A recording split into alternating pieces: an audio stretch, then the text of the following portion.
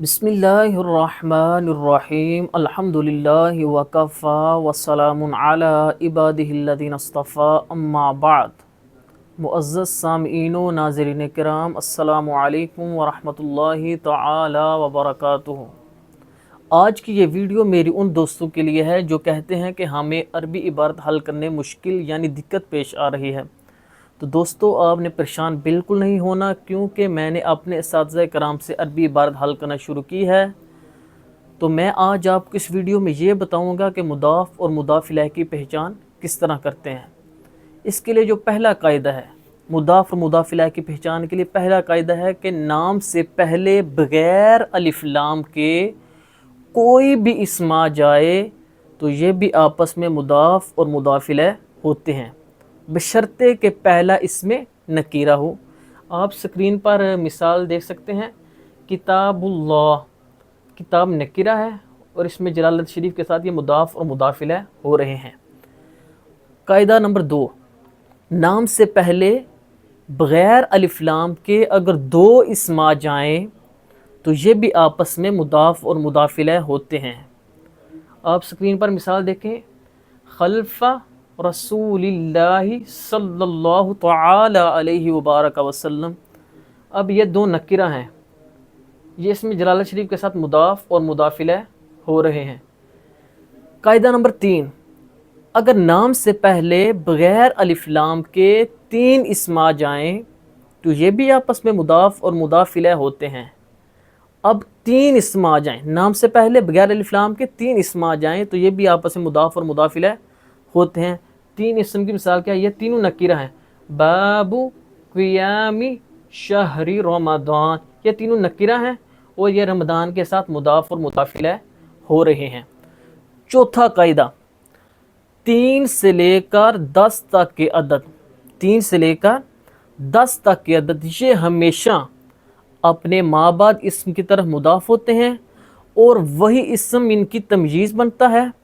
اسی طرح میعتن اور الفن کے اعداد یعنی 100 اور 1000 کے عدد، چاہے وہ واحد ہو تثنیہ ہو، یہ ہمیشہ یعنی میعتن اور الفن کے اعداد واحد میں ہو یا تثنیہ ہو، یہ ہمیشہ اپنی تمییز کی طرف مضاف ہوتے ہیں۔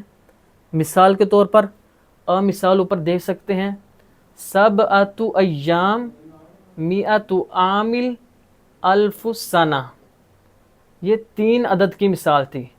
اور اسی طرح مئۃ رجل الف رجل، یہ آپ کے سامنے میں نے عدد کی مثالیں بیان کر دی ہیں۔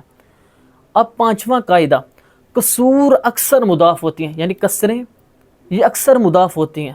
شرط اس کے لیے ایک ہے، بشرطے کہ یہ بغیر الف لام کے پائی جائیں۔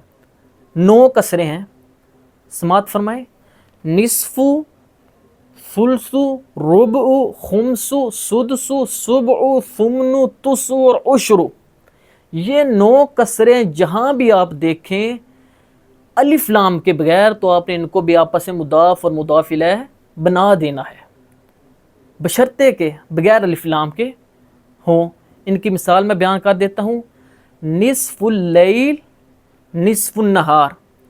اب نصف یہ عدد ہے اور لیل یہ آپس میں مضاف اور مضاف الیہ، اور اسی طرح نصف النہار اور نصف اللیل، یہ دونوں مثالیں آپ کے سامنے میں نے دے دی ہیں، یہ دونوں آپس میں مضاف اور مضاف الیہ ہو رہی ہیں۔ 6واں قاعدہ، عدد سے پہلے بغیر الف لام کے کوئی بھی اسم آ جائے تو یہ بھی آپس میں مضاف اور مضاف الیہ ہوتے ہیں۔ آئیں عدد کی مثال دیکھتے ہیں، تربص اربعۃ اشہر، یہ قرآن مجید فرقان حمید کی آیت کریمہ کا حصہ ہے، یعنی آیت کریمہ کی مثال ہے۔ تربص اربعۃ اشہر، اربعۃ یہ عدد ہے اور اس سے پہلے یہ ایک اسم ہے، یہ بھی آپس میں مضاف اور مضاف الیہ ہو رہے ہیں۔ اس طرح عدد سے پہلے بغیر الف لام کے اگر 2 اسم آ جائیں تو یہ بھی آپس میں مضاف اور مضاف الیہ ہوتے ہیں۔